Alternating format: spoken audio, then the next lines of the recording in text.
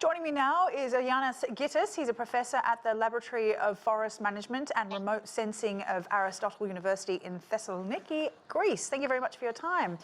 Now, just last summer, wildfires devastated 75,000 hectares of the forests in Greece. The government has admitted its mistakes, but as the temperatures are now rising again across the country, are they any better prepared this year, do you think? Yes, there were many lessons to be learned last year. As you said, we have lost not only lives, but also large pieces of land were burned last year. So as a result, we had to make some changes that will help us to be more effective this year. Just to mention a few of them, we had the introduction, for example, of the use of controlled fire in forest fire management.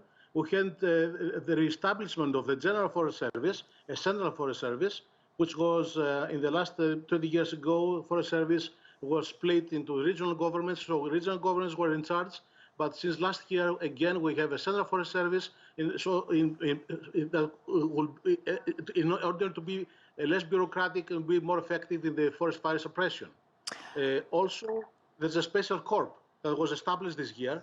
This corps is people that are on board helicopters, and they are those people that are expected to be the first ones to attack fires in case of large fires. So it sounds like you're talking mostly about the response mechanisms of how to fight these fires. From what I understand, a recent report published by the environmental organisation gave very poor marks to the Greek government. Between 2016 and 2020, only 16.5% of state funds went to fire prevention, which is a very big part, from what I understand, of tackling the fire season. The UN advises that at least 45% should go to prevention measures. Why isn't the Greek government investing more when it's so vulnerable?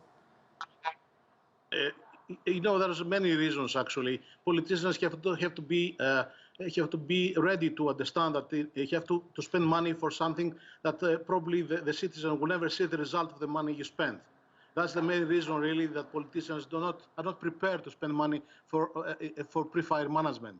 So you're saying that the local people in Greece don't support that kind of money spent on prevention measures? It's not that.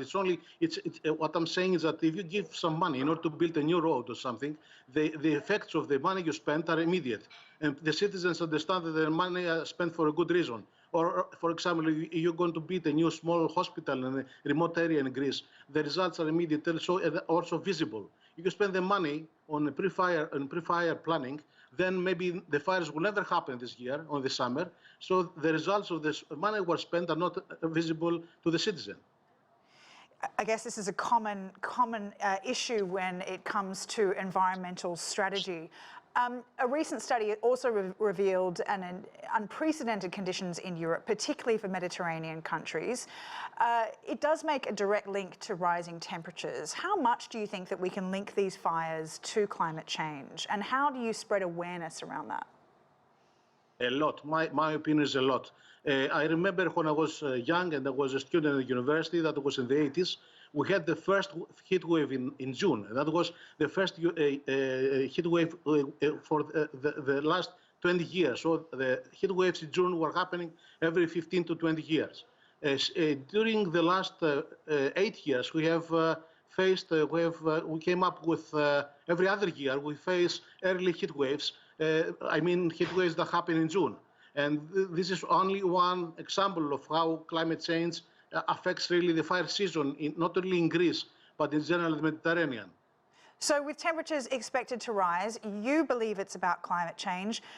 The government has some strategies to deal with fires as they happen, but they're not willing to invest the money to prevent it. The people don't want to see that money invested in prevention.